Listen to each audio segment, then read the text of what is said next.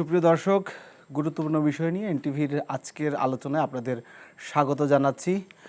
সাথে থাকার, চোখ রাখার, আইএফআইসি সংলাপ প্রতিদিনে আপনাদেরকে আমন্ত্রণ জানাচ্ছি। সঙ্গে থাকছি আমি হাসান মাহমুদ। নির্বাচন নিয়ে কিছু আলোচনা রয়েছে। আজকে বিভিন্ন গণমাধ্যমে বক্তব্য দিয়েছেন ডক্টর ইউনূসের, বিশেষ করে নির্বাচন নিয়ে যে ডক্টর ইউনূস যে রূপরেখা দিয়েছেন 25-এর শেষে কিংবা 26-এর শুরুতে, এবং প্রেস সচিব অর্থাৎ প্রধান উপদেষ্টা প্রেস সচিব যে বক্তব্য দিয়েছেন পরস্পর বিরোধী বলে মন্তব্য করেছেন মির্জা ফখরুল। এছাড়াও তারেক রহমানও বক্তব্য দিয়েছেন বিএনপির যে কর্মশালা রয়েছে সেটিতে। এছাড়া আরও বেশ কিছু সংবাদ রয়েছে। সব কিছু নিয়ে আমরা আজকে আলোচনা করার চেষ্টা করব। স্টুডিওতে দুজন অতিথিকে আমরা আমন্ত্রণ জানিয়েছি এই আলোচনায় অংশগ্রহণ করার জন্য।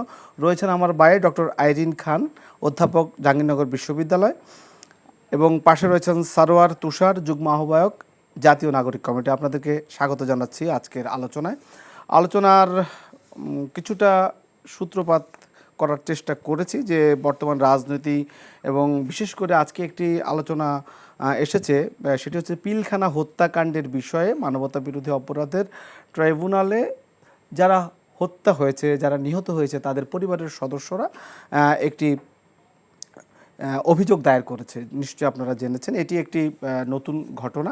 আমি সারোয়ার তুষার আপনার কাছে একটু জানতে চাই ছোট্ট করে, যে পিলখানা ট্র্যাজেডি যদি বলে, এবং পিলখানা হত্যাকাণ্ড বাংলাদেশের বিশেষ করে অনেক চৌকস সেনা কর্মকর্তা যেই অবস্থানে যেতে দীর্ঘ সময়ের একটা প্রক্রিয়া রয়েছে, তাদেরকে হত্যা, এবং সেটা নিয়ে পরবর্তীতে তদন্ত কমিটি হয়েছে, সেটি আবার বাতিল হয়েছে, এবং আমরা অনেক কিছু দেখেছি। একটু বলবেন যে এখন সেনা কর্মকর্তাদের পরিবার আবার আজকে অভিযোগ দায়ের করেছে, এই বিষয়ে আপনি একটু বলবেন। আপনাকে ধন্যবাদ আমাকে স্বাগত জানানোর জন্য। পিলখানা হত্যাকাণ্ডটা ছিল বাংলাদেশে আওয়ামী লীগ সরকার ক্ষমতায় আসার পরে প্রথম বাংলাদেশের, যেটা একজন শহীদ সেনা অফিসারের মেয়ে বলেছিলেন, রাইটলি বলেছিলেন, যে প্রথম বাংলাদেশের মেরুদণ্ড ভাঙার এই যে গত 15 বছর যেটা আমরা দেখলাম, তার শুরুটা ছিল এই পিলখানা হত্যাকাণ্ড দিয়ে। এবং পুরো 15 বছরে এটাকে বলা হয়েছিল বিডিআর বিদ্রোহ, কিন্তু এটা রং ফ্রেমিং। এটাকে পিলখানা হত্যাকাণ্ড বলাটাই ঠিক। এবং যে সেনা অফিসারদেরকে হত্যা করা হয়েছে, এটা খুবই, আমি মনে করি অন্তত, যেটা মেটিকুলাসলি প্ল্যান্ড ছিল তাদেরকে হত্যা করা, কারণ তারা দেশপ্রেমিক ছিলেন, পরিকল্পিত ছিল এটা। এবং তাদেরকে হত্যা করা ছিল কারণ হচ্ছে যে এটা এখানে সেনা অফিসারদের, শহীদ সেনা অফিসারদের মেয়েরাও বলেছেন যে এটা ক্রস বর্ডার, ফলে এই দিকটাকে আমাদের মাথায় রাখতে হবে। ফলে এখন যেটা তদন্ত হচ্ছে এবং তারা অভিযোগ দায়ের করেছেন, এটা মানে আমরা স্বাগত জানাই, এবং এটা হওয়ারই কথা ছিল। পাশাপাশি এখানে আমাদের অনেক নিরীহ বিডিআর যে যারা সৈনিক আছেন নির্দোষ, তাদেরকে কিন্তু এখনও জেলে আটক রাখা হয়েছে। তারা এই ঘটনাগুলোর সাথে জড়িত না। আমরা মনে করি আবার ফুল প্রুফ একটা মিস ট্রায়াল হয়েছে তাদের সাথে, এবং এটাকে আবার পুনঃতদন্ত করে যারা নির্দোষ কিন্তু শুধু শুধু জেল খাটছেন, আমাদের যারা সহযোদ্ধারা যারা জেলে গেছেন তাদের সাথে কিন্তু তাদের কথা হয়েছে অনেকবার, আমরা তাদের ব্যাপারগুলো জানি। সেটাও একটা মানে সুরাহা এবার হওয়া দরকার। ফলে সব মিলিয়ে এটা একটা অগ্রগতি হিসেবে আমি দেখব যে তারা তদন্ত করেছেন, এবং সরকারের মাঝখানে একবার কমিশন বন্ধ করা, আবার কমিটি করা, এগুলো সরকারের মধ্যেও যে বিভিন্ন ফোর্স ক্রিয়াশীল সেটা বোঝা যায়। কিন্তু শেষ পর্যন্ত যেটা দাঁড়াচ্ছে এসে, যেটা ঘটনার সময় আমরা দেখেছি যে বেশ কয়েকটি তদন্ত কমিটি হয়েছিল সরকারের পক্ষ থেকে, পুলিশের এবং সেনা অফিসারের যে তদন্তের রিপোর্টগুলো শেষ পর্যন্ত অনেকগুলো জনসমক্ষে আসেওনি। এগুলো প্রত্যেকটা রিপোর্ট জনসমক্ষে আসা উচিত, কারণ আমাদের জানার অধিকার আছে যে কারা করেছে, কাদের নির্দেশ হয়েছে। এটা যেটা শহীদ ফ্যামিলির থেকে যে অভিযোগ করা হয়েছে, যেটা এর সাথে ক্রস বর্ডার সংশ্লিষ্টতা আছে, এটাও আমাদেরকে জানতে হবে যে তারা এটা তো নিশ্চয়ই ভিত্তিহীন কিছু বলেন নাই, তারা এত করে কখনো কথা বলেন না। তো যেহেতু তারা বলেছেন, নিশ্চয়ই এর একটা ভিত্তি আছে। এগুলো আমাদের জানার অধিকার আছে। একটা শ্বেতপত্র প্রকাশ করা উচিত সরকারের, যেটা অর্থনীতি দুর্নীতি নিয়ে করেছেন, এরকম একটা একদম আলাদাভাবে শুধু পিলখানা না, পিলখানা নিয়ে হওয়া উচিত। পিলখানা পরে শাপলা, তারপরে জুলাই হত্যাকাণ্ড এবং গুম নিয়ে তো কাজ হচ্ছে। এই প্রত্যেকটা যেগুলো বড় বড় ঘটনা শেখ হাসিনা ঘটিয়ে গেছেন বাংলাদেশে, প্রত্যেকটা নিয়ে আলাদা আলাদা শ্বেতপত্র করা উচিত, এবং এগুলো বহির্বিশ্বের কাছে আমাদের তুলে ধরা দরকার যে এই করে গেছেন শেখ হাসিনা আমাদের সাথে। ডক্টর নাহরিন আই খান, একটু যদি বলি যে আবার এই অভিযোগের মধ্য দিয়ে পিলখানা হত্যাকাণ্ডের বিষয়টি সামনে আসলো, আপনি কি এর আসলে আগে তো অনেক বিষয় বললেন তুষার, যে এ নিয়ে অস্পষ্টতা ছিল এবং অনেক কিছু সামনে আসেনি, মনে করছেন যে এর মধ্য দিয়ে সব কিছু বেরিয়ে আসবে? মানে মূল Of ঘটনা? course, মানে এতটুকু তো আশা করাই যায়। এই সরকারের এই সময় আপনি তো এতটুকু যদি আশা না করতে পারেন তাহলে কিসের পরিবর্তন, তাই না? আপনি দেখেছেন যে অনেক সেনা কর্মকর্তা যারা ওই সময় ছিলেন তারা তাদের অবর্ণনীয় দুঃখ বেদনার কথা বলেছেন। একজন সেনা কর্মকর্তা, আমি তার নাম মনে করতে পারছি না, কোনো একটা ইন্টারভিউতে উনি এসে বলেছেন যে উনাকে এমনভাবে চাকরিচ্যুত করা হয়েছিল যে উনাকে উবার চালাতে হয়েছে। হ্যাঁ, মানে অনেক ধরনের ক্রাইসিসের মধ্যে দিয়ে তারা গেছেন এবং নাম এসেছে যে সাবেক প্রধানমন্ত্রী তাকে যে রিয়েল রিপোর্টটা দেয়া হয়েছিল সেটা তিনি ছুঁড়ে ফেলেছিলেন। হ্যাঁ, তাহলে অবশ্যই আমরা তো এতটুকু আশা করতেই পারি যে অনেক কিছু বের হয়ে আসবে। আমি মনে করি এটা তো সবে শুরু। প্রতিটা জায়গারই একটা নিষ্পেষণের গল্প আছে। আপনি মনে করেন না যে আমরা যারা বিশ্ববিদ্যালয়ের শিক্ষক তারা নিষ্পেষণের শিকার হইনি? আপনি ক্লাসরুমে পড়াতে যে কথাটা বলতে পারছেন না, এটাও কি এক ধরনের নিষ্পেষণ নয়? প্রতিটি মৃত্যু, প্রতিটি গুম, প্রতিটি হত্যা, এটা তো বিচার হতেই হবে। এবং আমি আরও সব জায়গাতে এটা বলি যে বেগম খালেদা জিয়া যাকে হসপিটালে রাখা হয়েছে, যাকে চিকিৎসা নামে প্রহসন দেওয়া হয়েছে, হ্যাঁ, যাকে একজন মৃত্যু পথযাত্রী যিনি বাংলাদেশের মানে 3 বারের প্রধানমন্ত্রী, এবং তাকে যে চিকিৎসার সুব্যবস্থা দেওয়া হয়নি তা সেটারও বিচার হতে হবে।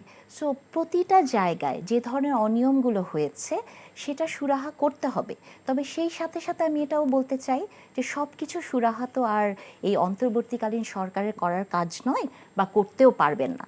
যদি সেটাই করতে হয় তাহলে তো অনন্তকাল লেগে যাবে। তো আপনাকে স্পেসিফিক্যালি কিছু জায়গা যেটা ভেরি ইম্পর্ট্যান্ট সেটাকে আপনাকে আইডেন্টিফাই করে তারপরে নির্বাচন চাইতে হবে। এখন যদি এই প্রসঙ্গে আবার কথা বলি, বাংলাদেশে একটা খুব সমস্যা হয়ে গেছে। আগে যেমন আপনি কিছু বললেই বলতো আপনি রাজাকার, আর এখন আপনি কিছু বলবেন তার সাথে সাথে বলবেন যে নির্বাচনে চান কেন, আপনি ক্ষমতা যাচ্ছেন। মানে নির্বাচন চাওয়া যে আমার গণতান্ত্রিক অধিকার সেইটাকে ওই রাজাকারের সাথে মানে সমমানের করে ফেলছে, যে নির্বাচন চাইতে পারবেন না। নির্বাচন চাওয়া মানে আপনি একজন লোভী যে ক্ষমতার দিকে আপনার নজর আছে। ডক্টর ইউনূসের বক্তব্যের পর আসলে ভেবেছিলাম যে একটা স্বস্তি তো আছে না, যে নির্বাচন নিয়ে উনি আবার একটা টাইম ফ্রেম দিয়েছেন। আবার দেখুন ওনার প্রেস সেক্রেটারি আরেক কথা বলেছেন। তো নির্বাচন নিয়ে কিন্তু স্টিল আমরা আজকে একটা এটা নিয়ে মির্জা ফখরুল কথা বলেছেন যে ডক্টর ইউনূসের বক্তব্য এবং তার প্রেস সচিবের বক্তব্যের মধ্যে পার্থক্য রয়েছে বা দূরত্ব রয়েছে, এটি আসলে আপনি সেটাই তো বলতে চাচ্ছেন? হ্যাঁ, সেটাই বলতে যাচ্ছি যে দেখেন আপনি মানে এই মানে অন্তর্বর্তীকালীন সরকার কেন এসছে? গণতন্ত্র পুনরুদ্ধার করার জন্য। প্রতি টকশোতে এসে একই কথা বলি, বাইরে যে শুনি যে কেন তোমরা খালি নির্বাচন চাও, নিশ্চয়ই কোনো এজেন্ডা আছে। কারণ আমরা তো আসলে এত বছর এজেন্ডা খুঁজতে খুঁজতে মানে লাভ ক্ষতির হিসাব করতে করতে এমন একটা জায়গায় চলে গেছে যে সবাই আপনাকে ওভাবেই ভাবে। নির্বাচন আপনাকে চাইতে হবে। এখন এই সরকারের কাছ থেকে তো স্পেসিফিক একটা ধারণা আসতে হবে। আবার যে ভাই আজকে আমার সাথে আছেন নাগরিক কমিটির, ওনারা আবার বলেছেন যে শেখ হাসিনার বিচার বা যে কোনো ধরনের যা যা ঘটেছে সেগুলোর বিচার না করে নির্বাচন নয়। আপনি কি বুঝতে পারেন যে শেখ হাসিনা বাংলাদেশে গত 15 বছর যে ক্রাইমগুলো করে গেছেন তার বিচার হতে আমি মনে করি প্রত্যেকটা সেক্টরে যদি সত্যিকারের শেখ হাসিনার বিচার চান, ওনার তো আর একটা কেস হবে না, তাই না? 100-500 কেস হবে। সেটার বিচার করে যদি আপনি আবার নির্বাচনের পথে হাঁটেন, আমার মনে হয় না আমার জীবন দশায় আমি নির্বাচন দেখে যেতে পারবো। সেক্ষেত্রে 24-এর যে তুষার, আপনি তো শুনলেন বক্তব্যটা, 24-এর যে নিহত বা হত্যা সেই ট্রায়াল তো অবশ্যই হওয়া জরুরি, শুরু হতে হবে এবং তাদের বিচার হওয়াটাও তো জরুরি এবং তারা তো সেটাই চাইছেন। আপনারা তো কিন্তু বিচার হওয়ার প্রক্রিয়াটা শুরু হতে হবে। সেটা তো একটা প্রক্রিয়া, সেই ট্রাইব্যুনালে আমরা শুরু দেখেছি হতে হবে, কিন্তু শেষ করে নয়। প্রক্রিয়া শুরু কিন্তু শেষ করে নয়। মানে এটা দীর্ঘ হতে পারে, তাই তো? আপনি কি বলছেন?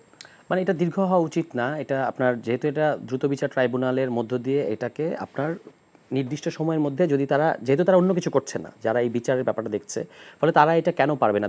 ধরা যাক যে সময়টা ডক্টর ইউনূসের কথা থেকে এসেছে 26শে জুন পর্যন্ত, এই সময়ের মধ্যে 25-এর শেষে উনি বলেছেন এইটা নিয়ে, যেটা মির্জা ফখরুল সাহেব বলেছেন, আমি এটার সাথে দ্বিমত করি। এটার মধ্যে আমি কোনো দ্বন্দ্ব বা দেখতে পাচ্ছি না। আমি এটা বলবো যে ফার্দার ক্ল্যারিফিকেশন হয়েছে ওই প্রেস সচিবের কথায়। কারণ ডক্টর ইউনূস সাহেব বলেছিলেন যে যদি সংস্কারের প্রশ্নে জাতীয় ঐক্যমত্য করা না যায় তাহলে আমরা 25শে ডিসেম্বর কিংবা 26শে জানুয়ারির মধ্যে নির্বাচন দিয়ে চলে যাব। কিন্তু যদি সংস্কারের প্রশ্নে জাতীয় ঐক্যমত্য আমরা করতে পারি তাহলে আমরা আরও 6 মাস লাগবে। Quite logical. আপনি অভ্যুত্থান ঘটেছে 5 অগস্ট 24, 26শে জুনে আপনি ইলেকশন দিচ্ছেন, 6 মাস লাগলে তো জুলাই বা জুন, এবং তার সব মিলে কত দিন হচ্ছে? 2 বছর। 2 বছর কি খুব বেশি সময়?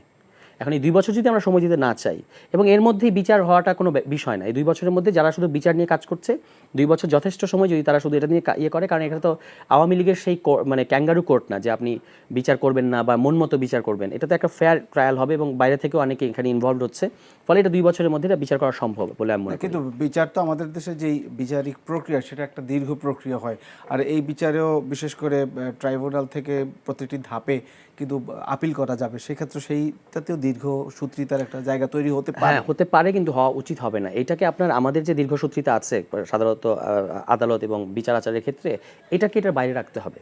এটা যত দ্রুত করা সম্ভব এবং যত ফেয়ারভাবে করা সম্ভব, এগুলো নিয়ে যারা এই বিষয়ে কাজ করেন তারা কিন্তু লিখছেন, যেমন ডেভিড বার্গম্যান লিখছেন যে এটা প্রায় আন্তর্জাতিক মানের হচ্ছে, কিন্তু আরও কিছু কিছু ত্রুটি আছে, এগুলো সারাতে হবে। তো সেগুলো চলুক, সেগুলো তো অসুবিধা এছাড়াও নেই। তো সংস্কারের বিষয়টা রয়েছে, আপনারা বলছেন নির্বাচন কমিশন বা নির্বাচন ব্যবস্থা সংস্কারের, তো এটা ট্রু, তো এটা মানে আপনাকে কেন আমরা সংস্কারের কথা বলছি, আমরা তো বলছি না যে নির্বাচন করা যাবে না। নির্বাচন বনাম সংস্কার, এই ফ্রেমিংটাই সমস্যাজনক। নির্বাচন inevitable outcome of this reform হলে তার ইনএভিটেবল আউটকাম হিসেবে নির্বাচন আসবেই। কিন্তু বিএনপি বলছে নির্বাচন আসলে একটা দীর্ঘ প্রক্রিয়া। না, এটা তো নির্বাচন সবসময় না, হবে। হচ্ছে সংস্কারটা সংস্কার একটি দীর্ঘ প্রক্রিয়া, এটা যে 2 বছরই হতে হবে তা না, এটা আরো পরেও হতে পারে। না, নির্বাচিত সরকার কিছু আসার সংস্কার, পরে এই সরকার তো প্রায়োরিটি আছে, যেটা আপা বলেছেন যে আপনাকে তো প্রায়োরিটি ঠিক করতে হবে। কিছু প্রায়োরিটি আছে, প্রশাসন, নির্বাচন, দুর্নীতি দমন কমিশন, সংবিধান, এরকম 5টা-6টা প্রায়োরিটি আছে যেগুলো সংস্কারটা এবারই হতে হবে। কারণ এর কোনো নিশ্চয়তা নাই যে পরে যারা ইলেকশনের মধ্যে দিয়ে ক্ষমতায় আসবে তারা যেটা করবে, অতীত অভিজ্ঞতা সে কথা বলে না। আমি আপনাকে এখানে একটু সংক্ষেপে মনে করিয়ে দিতে চাই, 91-এ যখন প্রথম যে ইলেকটোরাল সরকারটা আসলো, মানে সামরিক সরকারের পরে, তাদের সময়ে, তাদের আগে শাহাবুদ্দিন সরকার 29টা টাস্কফোর্স করেছিল সংস্কারের উদ্দেশ্যে, একটা সংস্কার বাস্তবায়ন হয়নি। এখন যে হবে, নির্বাচিত সরকার এসে যে করবে, আমরা কিভাবে বিশ্বাস করব? কিন্তু যদি আপনি সংস্কারটা এই সরকার না করে, ধরা যাক অন্তর্বর্তীকালীন সরকার, আমরা সংস্কারের জন্য তাকে সময় দিব না, আমরা বলছি যে আপনি ইলেকশন দিয়ে চলে যান, তাহলে আপনি অলরেডি 3 মাস সময় পার করে ফেলেছেন। অর্থাৎ তত্ত্বাবধায়ক সরকারের যে সময়, সেটা ইতিমধ্যেই পার হয়ে গেছে। তাহলে আপনি বাকি সময়টা কিভাবে জাস্টিফাই করবেন আপনি যদি সংস্কার না করেন? আপনি কি একমত যে সংস্কারটা আসলে সংস্কার শব্দটা নিয়ে আমার এক ধরনের কিছু সমস্যা সংস্কার তৈরি হচ্ছে। হতে না, পারে। আমি আপনাকে বলি যে সংস্কার কি? সংস্কার একটি চলমান প্রক্রিয়া, এবং যেটা আপনাকে কি করবে, আপনি একটা কিশলয়, একটা গাছ আপনাকে মহীরুহ করবে, তাই না? তো এই মহীরুহ হওয়ার প্রসেসটা অনেক দীর্ঘ। সংস্কারের কিন্তু কোনো শেষ নাই। আপনি যে কোনো সময় যে কোনো কিছুরই একটা সংস্কার হতে পারে। ওই যে এর আগেও বলেছি যে 2 লেনের রাস্তাকে 4 লেন করলেন, 2 লেন দিয়ে শুরু হলো, 4 লেনে শেষ হলো, ওটাকে 8 লেন ও 6 লেনও করতে পারেন। তাহলে সংস্কারকে আপনি কোনোভাবেই একটা টাইম ফ্রেমে বেঁধে দিতে পারেন না যে এইটা সংস্কার এতটুকু যাবে, তারপরে আমি যাব। দেখেন, নির্বাচন নিয়ে যে কথাগুলো, যে সংস্কার নির্বাচন ধোঁয়াশার কথাটা মির্জা ফখরুল সাহেব কেন বলেছেন আমি বলি, কারণ আপনি যখন সরকারের মুখপাত্র, আপনি যখন প্রধান উপদেষ্টা এবং তার প্রেস সচিব, আপনারা যখন দুইজন দুইটা ডিফারেন্ট টাইম ফ্রেম বললেন, মাসের হিসাবেই বলেন, সেটাই কেন হবে? তাহলে কি তাদের ভেতরে নেটওয়ার্কিংয়ের কোনো সমস্যা আছে, যোগাযোগের কোনো বা কোনো ইনফরমেশনের গ্যাপ আছে? কারণ আপনি যখন আমার মুখপাত্র, আমার মুখ দিয়ে যে কথাটি বের হবে সেটাই আপনার কথা। আপনি 6 মাসও বাড়াতে পারবেন না, 2 দিনও বাড়াতে পারবেন না। কিন্তু সৈয়দ রেজওয়ানা হাসানের একটা কথা আপনার এই মাঝখানে বলি, রেজওয়ানা হাসান তিনি বলেছিলেন যে 53 বছর বাংলাদেশের বয়স, রাজনৈতিক দলগুলো তো ক্ষমতায় ছিল, কই তেমন তো কিছু দেখা যায়নি। এখন একটা কথা বলি, সেটি হচ্ছে যে আমি রেজওয়ানা আপাকে পার্সোনালি খুবই পছন্দ করি, যেহেতু আমি পরিবেশ পড়াই।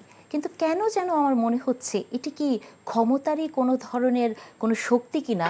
রেজওয়ানা আপার আমি খুবই বিনয়ের সাথে বলতে চাই, উনার কিছু কথা বুকে তীরের মতো এসে বাঁধে। আমি বুঝলাম না যে আপার কথায় কেন এই ধরনের পরিবর্তন এসছে। 53 বছর যদি কোনো রাজনৈতিক দল সংস্কার করতে না পারেন, এটা উনি বলেছেন, হ্যাঁ, দলগুলো করতে পারেননি দেখে উনারা এসছেন। হ্যাঁ, 53 বছরের রাজনৈতিক দল সংস্কার করতে পারেনি কোথায়? চেষ্টা তো চলেছে। এখন একটা দেশে ক্রমাগতভাবে পট পরিবর্তন হয়, এবং দেশটা কোনটা সেটা আপনাকে বুঝতে হবে। তৃতীয় বিশ্বে একটি দরিদ্রতম দেশ না? এবং রিজওয়ানা আপাকে আমি খুব বিনয়ের সাথে জিজ্ঞেস করতে চাই, এই যে ধরেন আজকে পিলখানার যারা আজকে কেস করেছে, রিজওয়ানা আপাও তো সেইরকমই একজন পরিবারের মানুষ, যার পরিবার একটা অ্যাবডাকশন দেখেছে, একটা গুম দেখেছে। আমরা তো রিজওয়ানা আপার কাছ থেকে সেই কথাটা শুনিনি কখনো। তাহলে আমারও তো ইচ্ছে করতে পারে যে পর্দার অন্তরালে কি ছিল, উনি একজন ভুক্তভোগী হিসেবে এই কথাটা উনি আমাদেরকে বলবেন, তাই না?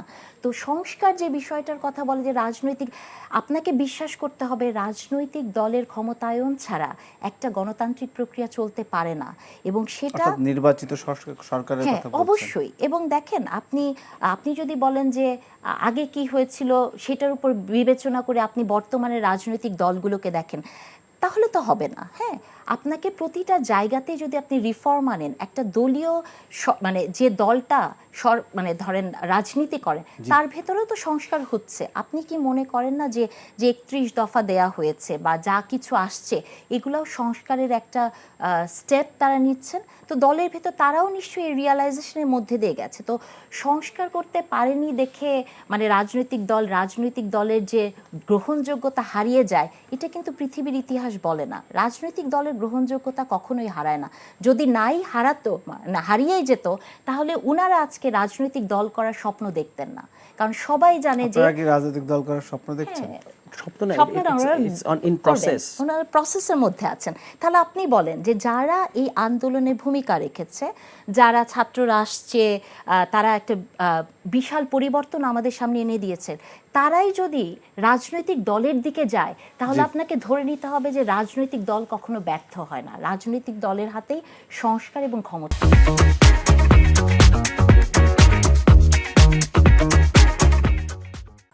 আমরা আলোচনা করছিলাম সমসাময়িক বিভিন্ন বিষয় নিয়ে। যাচ্ছি জনাব তুষার সরোয়ার আপনার কাছে, একটি সংবাদের দৃষ্টি আকর্ষণ করেই আপনার কাছে প্রশ্নটা রাখতে চাই। সেটি হচ্ছে যে ডক্টর বদিউল আলম মজুমদার, নির্বাচন সংস্কার কমিশনের প্রধান, তিনি আজকে একটি বক্তব্য দিয়েছেন ঢাকার বাইরে। সেটি হচ্ছে যে আওয়ামী লীগ নির্বাচন করতে বাধা নেই আওয়ামী লীগের, এবং তাদেরকে নির্বাচন করার বিষয়ে সহযোগিতার বিষয়েও বলেছেন। আপনারা দীর্ঘদিন ধরে আওয়ামী লীগের বিষয়ে বলে আসছেন, বিশেষ করে মাঝখানে অনেকগুলো বক্তব্য উঠেছে আওয়ামী লীগ নিষিদ্ধ, ছাত্রলীগ কিন্তু নিষিদ্ধ হয়েছে। তো সব মিলিয়ে তার এই বক্তব্যে নতুন কোনো বার্তা পাচ্ছেন?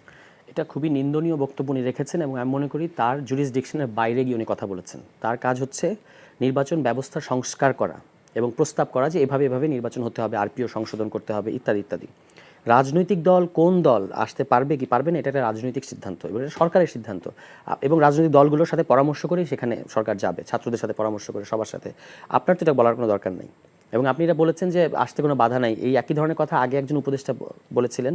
আমি জানি না যে তারা এই ধরনের কথা কেন বলেন। আগে বিচারের প্রশ্নে স্পষ্ট কথা না বলে, যেমন ছাত্রদের দিক থেকে দাবি আছে যে অন্তত 3টা ইলেকশন এই আওয়ামী লীগকে কম্পিট করতে দেওয়া যাবে না, কারণ তারা 3টা ইলেকশন রিগ করেছে। এই সমস্ত প্রশ্ন অ্যাড্রেস না করে আপনি যখন বলেন, আপনি যদি বলতেন যে বিচার প্রক্রিয়া ফেস করার পরে আওয়ামী লীগ পরবর্তী নির্বাচনে আসতে পারবে, তাহলেও একটা কথা ছিল। কিন্তু আপনি বলছেন যে দল হিসেবে তাদের আসতে কোনো বাধা নাই। এটা হোয়াট ইজ দিস? এটা তো আপনি বলতে পারেন না। এবং আমি মনে করি যে ওনার এই বক্তব্য উইথড্র করা উচিত।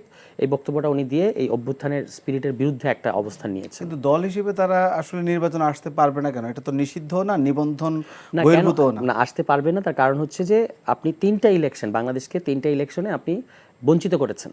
সুতরাং অন্তত 3টা ইলেকশনে আপনি আসতে পারা উচিত না। পাশাপাশি এই 3টা নির্বাচনে যে কিভাবে নির্ধারিত হবে 3টি ইলেকশনে আসতে সেটা পারবে না? আইনের মধ্যে দিয়ে হতে পারে, সরকার একটা রাজনৈতিক সমঝোতার মধ্যে দিয়ে করতে পারে। এগুলো তো রাজনৈতিক প্রশ্ন, মানে রাজনৈতিক সিদ্ধান্তের প্রশ্ন। যদি রাজনৈতিক ঐক্যমত থাকে তাহলে আর কোনো সমস্যা নেই। যারা এই 3টা নির্বাচনে এমপি পদপ্রার্থী ছিলেন তাদের তো আর ইলেকশনে আসার কোনো সুযোগ নাই। এবং আওয়ামী লীগের এই যে এখন যে বিদ্যমান কমিটি আছে, এই কমিটি তো ডিসম্যান্টেল করা উচিত। ফলে আওয়ামী লীগ যদি নিজেকে পুনর্গঠন করে তারপর আমরা বিবেচনা করতে পারি যে আওয়ামী লীগ নির্বাচন আসতে পারবে কি পারবে না। এই এক্সিস্টিং কমিটি যারা প্রতিনিয়ত বাংলাদেশের জনগণের বিরুদ্ধে একটা যুদ্ধের ঘোষণা দিচ্ছে, তাদের ব্যাপারে এত নমনীয়তা দেখানোর কোনো সুযোগ নেই। এটা কিন্তু আমার মনে হচ্ছে বদিউল আলম মজুমদারের কথা শুনে উনি ধরে নিয়েছেন যে আওয়ামী লীগ একটা বিরোধী দল, তারা সরকার থেকে চলে গেছে এবং তারা এখন বিরোধী দল, সুতরাং তাদের ব্যাপারে আমরা এটা বলতে পারি। It's not. আপনি তার ফল ঘটেছে, তার পতন ঘটেছে, এই মৌলিক পার্থক্যটা বুঝতে হবে, এটা ওনার বোঝা উচিত। ডক্টর নাহারিন। হ্যাঁ, আমি আসলে তুষারের সাথে একমত। আমি এটা স্পষ্টভাবে বলতে চাই যে বদিউল আলম মজুমদার, উনার কাজ হচ্ছে নির্বাচন কমিশনের সংস্কার করা। উনার কাজ না যে আমাদের আসলে সমস্যা সেটি হচ্ছে করছেনও। হ্যাঁ, কিন্তু আমাদের সমস্যা হচ্ছে কি আমাদের পুরো জাতিতে পরিমিতি বোধের এত অভাব। কোন জায়গাটাতে আপনাকে থামতে হবে, কতটুকু আপনার রেডি না, কতটুকু আপনি বলতে পারেন, এইটার অ্যাকচুয়ালি একটা সীমারেখা আমরা তৈরি করতে পারি না। উনার তো এটা বলার কোনো প্রয়োজন ছিল না। আওয়ামী লীগ ইলেকশনে আসবে কি আসবে না সেটা জনগণ ডিসিশন নেবে, সরকার ডিসিশন নেবে, আইন আছে তারা করবে।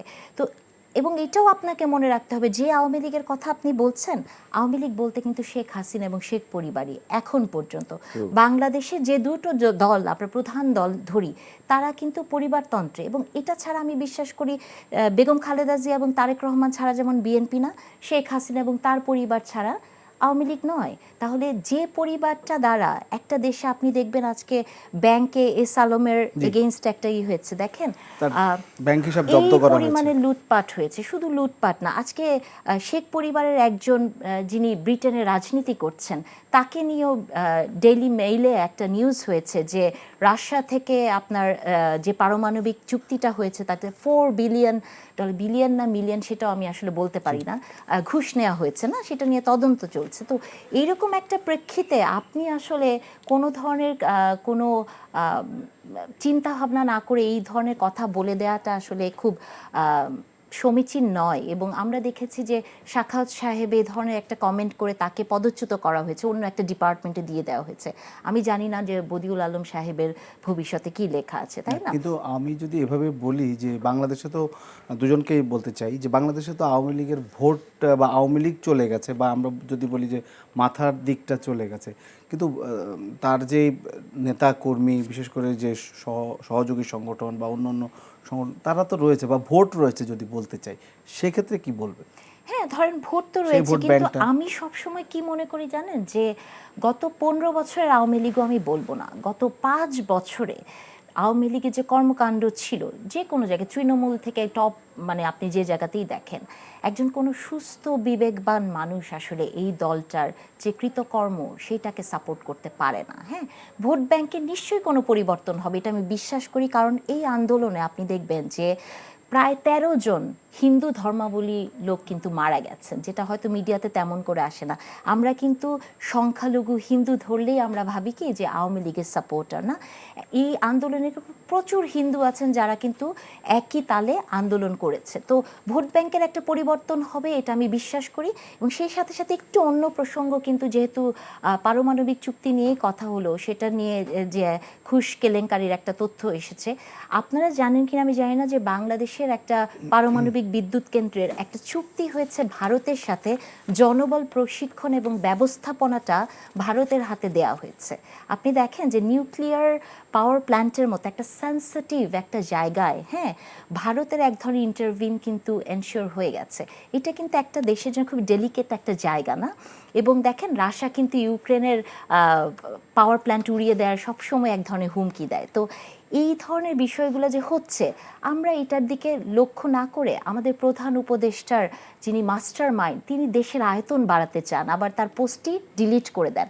দেখেন, দেশের আয়তন বাড়ানোর থেকে, মানে এই ইউটোপিয়ান চিন্তার জায়গা থেকে বের হয়ে যতটুকু আয়তন আছে সেইখানে আপনার রাষ্ট্রায়ত্ত যে কারখানাগুলো ছিল, চিনি কল বলেন, পাট কল বলেন, হ্যাঁ, সেগুলাকে আপনি কি করছেন, প্রাইভেটাইজেশনে দেওয়ার চেষ্টা করছেন। ডক্টর ইউনূস উদ্যোক্তা তৈরি করতে চান না, কিন্তু উইথ ডিউ রেসপেক্ট, উদ্যোক্তা করে কিন্তু আপনি, উনি যে 3-0 কথা বলে এসছেন, যে বেকার, দারিদ্র, তাই না, এবং জিরো কার্বন, সেটার সাথে সাথে উনি যে এই যে উদ্যোক্তা তৈরি করার কথা বলেন, যে আনএমপ্লয়মেন্টের ক্ষেত্রে, আমি মনে করি না যে উদ্যোক্তা তৈরি করে বেকার সমস্যার সমাধান সম্ভব। বরং সম্ভব রাষ্ট্রায়ত্ত যে কারখানাগুলো আছে, রাষ্ট্রের যে সোশ্যাল, মানে সামাজিক ব্যবস্থা বা বিজনেস, সেগুলোকে আপনার পাওয়ারফুল করতে হবে। এগুলো দিয়ে আপনি কিন্তু আনএমপ্লয়মেন্টের প্রবলেমগুলোকে সলভ করতে পারেন। তো আসলে সমস্যা হয়েছে কি, আমরা এখন সবাই কে কি বলি, একটা সমন্বয়হীনতার অভাব আমি আসলে এই সরকারের মধ্যে দেখতে পাই। তো আমি আশা করি যে এগুলো কেটে যাবে, কিন্তু এগুলো আমাদের মতো যারা প্রান্তিক মানুষ, সরকারের জন্য তো এটা যথেষ্ট সময় না, আপনি যে কথাগুলো বললেন। হ্যাঁ, ধরেন যথেষ্ট সময় না দেখে কিন্তু সংস্কারের সব কিছু সরকারের করার দরকার নাই। সব জায়গায় আমি মনে করি, দেখেন আমি পরিবেশ পড়াই, সবখানেই একই কথা বলি, আমি মনে করি না যে প্লাস্টিকের বোতল হলো কি হলো না, বা সাইলেন্ট জোন হলো কি হলো না, এটা এখন দেখার খুব বেশি দরকার আছে। এটা তো চলতেই থাকবে, এটা একটা চলমান প্রক্রিয়া, একটু স্লো স্টেপে যেতেই পারে এটা। কিন্তু তার থেকে সবচেয়ে বড় কি, আপনি দেখেন আপনার মূল্য, মানে বাজার দর, যেটা সবজির দাম দেখেন, বা এই যে এখানে কিন্তু সরকার কিন্তু দ্রব্যমূল্যের সিন্ডিকেটটাকে ভাঙতে পারে নাই। সরকারের উপদেষ্টা কিন্তু বলছে যে না, এদের মধ্যে নিজেদের একটা কানেকশন আছে, আমি কি করব, তাই না? এটি করতে পারে নাই। ধর নির্বাচন নিয়ে এখন কিছু কাজ হচ্ছে, আমি মনে করি কয়েকটা সেক্টর আইন শৃঙ্খলা, আপনি দেখেন যে গতকাল পরশুদিন ইস্তেমাতে কি ঘটনা ঘটে গেছে, তাই না? এটাকে যদি আমি পলিটিক্যাল জায়গা থেকে বাইরে রেখেও চিন্তা করি, আপনি মানে ভাবতে পারেন যে যারা হজ করতে যায়, মক্কাতে যায় না, সৌদি আরবের কিন্তু রেভিনিউ আর্ন করা এটা একটা বিশাল জায়গা। আমাদের এই ইস্তেমাকে বলা হয় দ্বিতীয় হজ। আপনি কি কখনো দেখছেন? ইন্টারন্যাশনাল অনেক মানুষ আসে, দ্বিতীয় জমায়েত আসলে হজ না। দ্বিতীয় হজ বলে, মুসল্লিরা বলে যে এটা হচ্ছে দ্বিতীয় হজ। আমি ছোটবেলা থেকেই শুনে আসছি এই যে একটা বড় বিশাল জমায়েত, মানে জমায়েতটা হ্যাঁ। হয়, এই জমায়েতটা থেকে আপনি কি পরিমাণ রেভিনিউ আর্ন করতে পারেন আপনি জানেন? এইটাকে যদি সরকার ইস্তেমাকে এইভাবে দুই দলের মারামারি, সাদ আসতে পারবে না কে আগে যাবে, সেটাকে না দেখে কমপ্লিটলি একটা ম্যানেজমেন্টের পর্যায়ে এনে রেভিনিউ আর্ন করার একটা জায়গা হতে পারে কিন্তু আমাদের, কিন্তু আমরা এগুলো নিয়ে ভাবি না। ধন্যবাদ।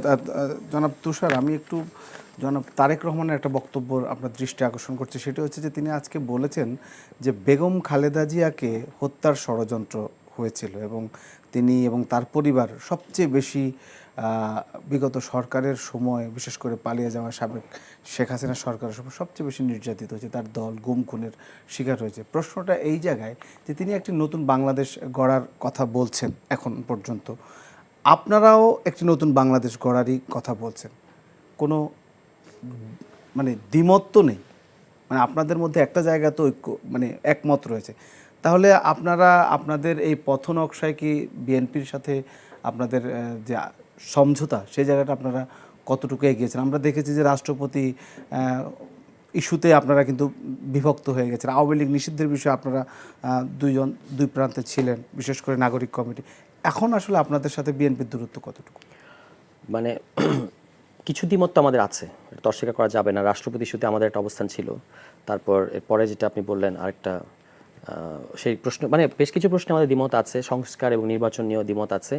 কিন্তু আমরা মনে করি যে বিএনপি একটা বড় রাজনৈতিক দল এবং তারা সম্ভাব্য এরপরে যদি নির্বাচন হয় সেখানে তাদের যথেষ্ট সম্ভাবনা আছে। যদিও চূড়ান্ত কথা কিছু বলা যায় না, শ্রীলঙ্কায় আমরা দেখেছি হুট করে আরেকটা নতুন দল এসে পরিবর্তন এসেছে, হতে পারে, অনেক কিছু হতে পারে। কিন্তু বিএনপি বাংলাদেশের রাজনৈতিক দল এবং তারা সত্যি সত্যি গত 15 বছর অনেক নির্যাতনের শিকার হয়েছে তাদের কর্মীরা, এবং বেগম খালেদা জিয়ার সাথেও শেখ হাসিনা এবং তার দল যে অন্যায় আচরণ করেছে, শুধু এটার জন্য, এটা আমি আপনার সাথে হত্যা ষড়যন্ত্র যেটা উনি দাবি করেছেন, তাহলে সেটা আরো ফুল প্রুফ তদন্ত হওয়া দরকার। কিন্তু এর বাইরে যেটুকু আমরা দেখতে পাই যেগুলো করেছেন, এগুলোর জন্যই তো শেখ হাসিনার শাস্তি হওয়া উচিত। তার যেভাবে ক্যারেক্টার অ্যাসাসিনেশন করা হয়েছে, একজন বাংলাদেশে তিনি 2 বারের প্রধানমন্ত্রী ছিলেন, হ্যাঁ, এবং একজন সম্ভ্রান্ত নারী, তার বিরুদ্ধে যেভাবে ক্যাম্পেইন করা হয়েছে, সেগুলো তো খুব ডেরিগেটরি এবং এগুলোর বিচার হওয়া উচিত বা তদন্ত হওয়া উচিত। বেগম খালেদা জিয়া বাংলাদেশি ইতিহাসে তাকে যেটা বিএনপির কর্মীরা বলে থাকেন যে আপসহীন নেত্রী, এটা কিন্তু সত্যি কথা। কারণ তিনি যদি 14 ইলেকশনে কম্প্রোমাইজ করতেন তাহলে আজকে এই পর্যন্ত আসতো না। তিনি কম্প্রোমাইজ করেন নাই কখনো, ঠিক আছে? এবং তাকে কিন্তু এই জুলাই অভ্যুত্থানের মধ্য দিয়ে ছাত্ররা অবমুক্ত করেছে এবং একটা, আবার আপনি দেখতে পাবেন যে তার শরীর হেলথ এখন আরো বেটার জায়গায় যাচ্ছে, ইমপ্রুভ করছে। এগুলো হচ্ছে এই, তাকে তো এখন একটা মুক্ত পরিবেশে, একটা মানসিকভাবে তিনি এখন আগের তুলনায় চাঙ্গা হওয়ার একটা সুযোগ তৈরি হয়েছে। দূরত্বের জায়গা আছে, দূরত্ব কিছু হচ্ছে, যেমন ধরা যাক আমরা বিভিন্ন জায়গায় সমাবেশ করছি সারা দেশে, সেখানে বিএনপির কাছ থেকে আমরা বাধা পাচ্ছি, হামলা করা হচ্ছে। আমাদের বরিশালে হামলা করা হয়েছে, আপনাদের সমাবেশে বিএনপি নেতাকর্মীরা হামলা করেছে, নাসিরনগরে হামলা করেছে, ব্রাহ্মণবাড়িয়ায়, এবং ছোটখাটো অনেক জায়গায়। আমাদের তো এখন খুব লাখো লাখো লোকের সমাবেশ হয় বিভিন্ন জায়গায়, তা না, ছোট ছোট কর্মী সমাবেশ হয়, সেখানেই হামলা করছে বিএনপির। এটা ঠিক যে যখন খবরগুলো কেন্দ্রে পৌঁছাচ্ছে তারা ব্যবস্থা নিচ্ছে, কিন্তু এটা হবে কেন প্রথমত? হ্যাঁ, মানে বিএনপির স্থানীয় নেতাকর্মীরা এটা কেন করবে? এটা দল থেকে তার মানে সে ধরনের কোনো নির্দেশনা দেওয়া হচ্ছে না যে আপনারা অন্যান্য যে সমস্ত রাজনৈতিক দল আছে, কারণ তারেক রহমান তো বলেছেন যে প্রতিদিনই বলছেন যে তরুণদের যে রাজনৈতিক দল হবে সেটাকে সহযোগিতা করতে হবে। তাহলে এটা কেন ঘটছে?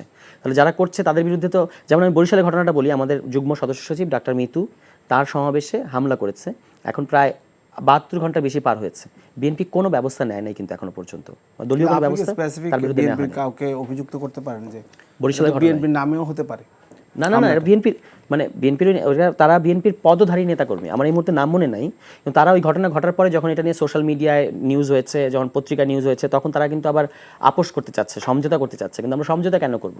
আপনি দল থেকে অ্যাকশন নিতে হবে তার বিরুদ্ধে। এগুলো ঘটছে, ফলে এগুলো কিন্তু ছাত্রদের সাথে একটা টানাপোড়েন তৈরি করছে।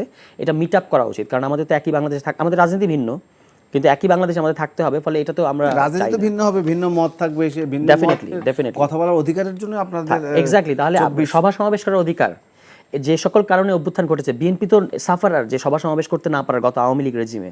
তাহলে এখন বিএনপি এখনো সরকারে যায় নাই, তার আগেই যদি বিএনপি অন্যান্য রাজনৈতিক দলের সভা সমাবেশে হামলা করতে থাকে, হ্যাঁ, কিংবা জামায়াত ইসলামের বিরুদ্ধে অভিযোগ এসেছে কুড়িগ্রামে রাষ্ট্র সংস্কার নামে আরেকটা দলের বিরুদ্ধে তারা এরকম হামলা করেছে, এগুলো কিন্তু ঠিক না। মানে এই অভ্যুত্থানের পরে এগুলো একেবারেই এক্সপেক্টেড না, ফলে এগুলো থেকে বের হয়ে আসতে হবে রাজনৈতিক দলগুলোর সাথে, আদারওয়াইজ একটা মানে অযথা একটা অনাকাঙ্ক্ষিত দূরত্ব তৈরি হবে, সেটা আমরা চাই না। আমি 1 মিনিট পাবো আপনাকে দেওয়ার জন্য একটু, আসলে আমি মানে এই হামলার বিষয়টা আচ্ছা, হ্যাঁ, আমি এটা মনে করি যে বলছেন বিএনপি হতে পারে, বিএনপি, কিন্তু আমাদেরকে এটাও মনে রাখতে হবে যে এই 5ই আগস্টের পর আমরা দেখেছি যে অনেক রাজনৈতিক দল রাজনীতি করতে পারে নাই, অনেক ঢুকে পড়েছে। এটা সব বড় বড় রাজনৈতিক দলে এরকম হয়, কিন্তু আপনাকে দেখতে হবে যে পরবর্তীতে ওই দলের যারা কর্ণধার আছেন তারা কি ধরনের অ্যাকশন নিচ্ছে। আমি দেখেছি তারেক রহমান সবসময় বলেন যে একটা ব্যবস্থা নিতে হবে, এবং নিয়েছেও কত জায়গায়। তো আমি আশা করবো 72 ঘন্টা কেন, নিশ্চয়ই এটার বিরুদ্ধে এক ধরনের অ্যাকশন নেওয়া হবে, এবং এটাই একটা পজিটিভ অ্যাপ্রোচ।